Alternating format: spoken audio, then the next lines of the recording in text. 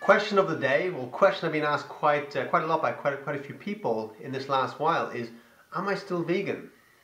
Some people said, we're suspicious. You haven't made any videos on veganism in a long time. You haven't really talked about nutrition or health or food or stuff like that in quite a while. So, we're just wondering, are you still vegan, or are you hiding the fact that you're tucking into, a steak or something? Have you gone paleo or something like that? And well, I'm here to say that yeah, absolutely, I'm still vegan, and I'm vegan for life, and that has a few different meanings. Victoria's still vegan, and Indigo, our son, has been vegan since conception and is still vegan at 2.5. Yeah, and he is thriving. So yeah, we are a vegan family, and we are vegan for life. So just give you an idea of what sort of because there are different types of vegans. There really are. Some vegans won't like take spirulina or algae or stuff like that, and I don't see a problem in that. I don't subscribe to that belief system. I don't take it regularly, but if someone gives me a thing and says, "Oh, there's spirulina in that," I'm okay with that. And so I'm vegan for life, and that doesn't mean that I'm vegan for the rest of my life, no matter what, right? It means I'm vegan for life, for my life and for the lives of others, right? That's why I'm vegan, right? For life and for love, yeah? I became vegan because I saw it as the healthiest option for me, right? I saw it as the healthiest option for me, and at the same time, it was great for everything. I remember I went to a World Vegan Day once, and I sat down and I flicked through this leaflet, and I'd already been vegetarian for 5 years or something, and then it just all made sense to me. I said, okay, well, I can actually be vegan now. This actually makes even more sense to me than the vegetarianism, right? And the reason I hadn't gone vegan many years ago was because I just thought it was unhealthy. Even though I loved animals and everything, and of course I'm interested in the environment and things like that, but I just thought, well, if I go vegan, I'm just going to become limp and not be able to lift my head up anymore. That's what me and my friends believed, that vegans were just people who lost control of the muscles in their neck and just walked around like this all day. That was our belief system, right? And so I got educated, right? I got educated, and then roughly 11 years ago something, I went vegetarian because actually through Tony Robbins, through reading the Tony Robbins works and going to his seminars, he was actually preaching vegetarian and veganism. He was talking about cutting out dairy, cutting out meat and stuff. So that's what I did. I cut out meat 100% and cut out dairy 90 something percent. But I still ate eggs, but I cut out most dairy most of the time. Never bought it into my house or anything. Just had it the odd time when I was out, or it might have been in something. And then 5-6 years ago, like I said, I went vegan. The penny dropped, the veil was opened, the light went on, and I became vegan. And about a year later, Victoria became vegan as well. I simply said to her, "Look, honey, it's either me or the cheese," and so she made a good choice, and so she became vegan as well, and Indigo, we're bringing him up vegan for our lives and for the lives of others. If at any time I thought that my health was seriously suffering and it was a result of my diet, I would do whatever it takes to thrive again, to live healthily. If I thought for my son, if I thought it was unhealthy for him, if I thought that he was sick because he was vegan, then I would shift things around.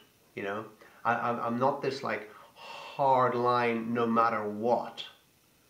I do it for life, right? And your life has to come first, and your family's life, and then the lives of others. That's the way it has to be. Right? It's so some people have this what would you call it? This idealism. Oh no matter what, this altruism. I would die before I would eat an animal or whatever, stuff like that. And for some people who are maybe a little bit basically mad, that could be true. But for a sane person, that's not true. if you're on a branch of a tree and it's hanging over a cliff, and there's you and you're holding an animal, any animal at all, in your arms, right? And the branch is about to go, and because it's the weight of both of you. You can either like leave the animal on the branch and jump off yourself and save the animal, or you can throw the animal off and save yourself. What are you going to do in that moment? Well, what's going to kick in? What's going to override your fantasies, your idealisms, is going to be the truth that you're going to want to survive, and you will do whatever it takes to survive in that moment, because even though we think we make everything equal, it's just not the way. You know, I saw this when I was a child. I used to think a lot when I was a child. I had a different sort of thought system than most, I think. And when we'd be driving along the road, I'd be looking out of the car, and you know, we lived near a main road that had a lot of dead animals on it. You know, the cars flying up and down. There was no fences. A lot of stray dogs, cats, things like that, and animals would get knocked over and killed. And so I remember whenever I saw like a dead mouse or something, or a dead rat, I didn't feel that bad for it, you know, or a dead bird or whatever. Then I saw a dead cat, and I felt you know, a bit worse for the dead cat. You know, I felt some sort of sympathy and remorse for that dead cat. And then if I saw like a big dog, you know, like a big Alsatian like that dead on the side of the road, I actually felt even more, you know. And then I remember seeing on TV like dead elephants, you know, dead elephants with the tusks cut off, and you know, the things like that. But back in the 80s, when they were doing all the whole thing of the ivory, whether they're going to ban that or not. And so I remember seeing that, quite a lot of that is like the dead elephants, you know, and that really got me as well. So I'm like, so there is some sort of difference, right? You know, I did feel differently about the mice and the rats and the birds, or even an ant or something, than I did about the dog or the cat, the elephant. You know, I'm like, okay, well, there are differences, right? And if I saw a dead person, you know, then again, that's even more shocking. You know, if you see someone die in a car accident or on the side of the road, that's even more shocking. You know, or drowned in a pool, as I once saw as a kid. You know, that's even more shocking than seeing an animal die or something. So it's never under any illusions. You know, that there are differences, right? There's not just complete equality throughout all species. There's not, you know. So yeah, sure. If it means me or the cat, I'm going to choose me. You know, if it means my son or the dog, I'll save my son. You know, before the car.